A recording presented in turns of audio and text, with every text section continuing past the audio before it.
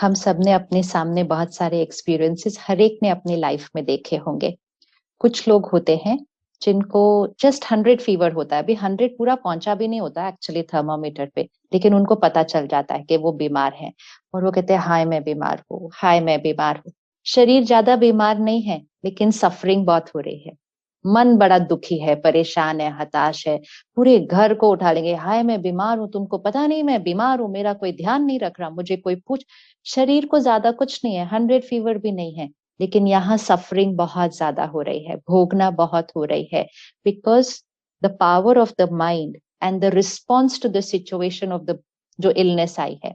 और कुछ लोग ऐसे होते हैं जो 4th स्टेज ऑफ कैंसर को क्रॉस कर रहे होते हैं, लेकिन उनके चेहरे को देखकर लगता है इनसे ज्यादा खुश तो कोई भी नहीं है इस कमरे के अंदर। और उनसे आप पूछो, बड़े डर के उनसे पूछना पड़ता है, कैसे पूछे, आप ठीक हैं? कहेंगे हाँ सब बढ़िया है, मुझे क्या हुआ, आप अपना हालचाल बताओ, आप ठीक हो कि नहीं। This is the difference. So बीमारी का मैग्नीट्यूड अलग अलग है, भोगना का मैग्नीट्यूड भी बिल्कुल अलग अलग है, इसका और इसका। It is mind over matter, it's mind over matter. तो किसी का 100 बुखार है लेकिन मन की क्षमता डेवलप नहीं की है उतनी पॉजिटिविटी, तो उससे ही परेशान हो जाते हैं। और किसी का बहुत एडवांस स्टेज ऑफ कैंसर है, किसी को तो ये भी पता है कि वो ठीक नहीं हो सकते हैं, लेकिन वो बहुत खुश है। वो अपने उन लास्ट दिनों को भी बहुत खुशी से मौज में एंजॉय कर रहे हैं कि उनको देखकर कोई बोल भी नहीं सकता कि इनको कोई बीमारी है। तो सफरिंग कोई भी नहीं है ना, बिल्कुल। भले शरीर में तो पता नहीं क्या क्या हो रहा होगा, कितनी दवाइयां खा रहे होंगे, कितने साइड इफेक्ट्स उसके हो रहे होंगे, कितनी discomfort, mind is happy. So it's mind over matter, not matter over mind, ये हमें याद रखना है।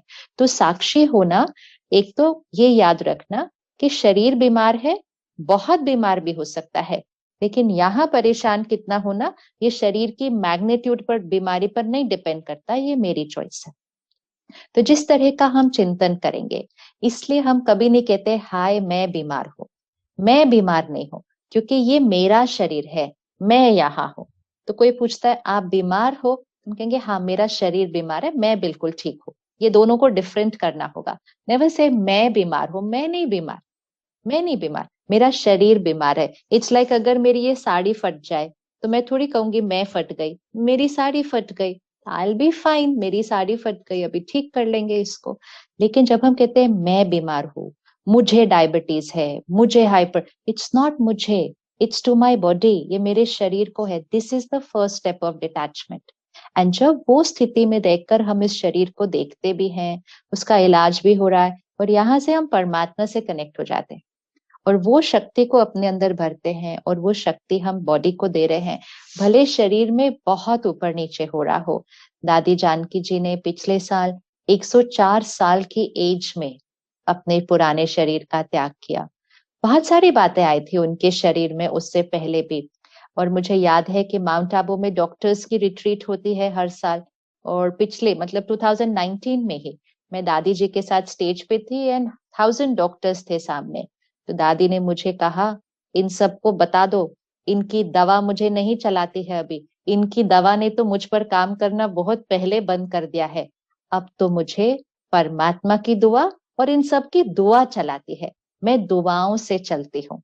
So the mind here was so positive that even when medical science said कि उनका शरीर अब नहीं चल सकता, तो in 2019 वो यूएस गए, वो लंदन गए, वो मिडिल ईस्ट गए, और फिर वो इंडिया में इतना सब ट्रैवल करके आए, जबकि रोज रात को डॉक्टर कहते कल सुबह का प्रोग्राम कैंसिल कर दो, कहती थी हाँ हाँ ठीक है ठीक है, and next morning she would be ready before everybody else.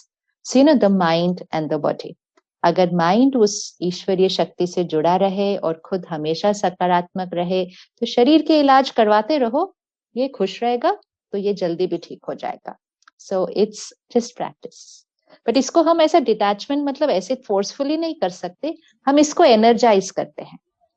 जैसे सिचुएशंस का अफेक्ट हम पर नहीं होता, हम स्टेबल रहते हैं, ऐसे शरीर की बीमारी का भी अफेक्ट मन पर नहीं होगा, हम स्टेबल रहकर उसका इलाज करवाएंगे। So it's only about energizing the soul.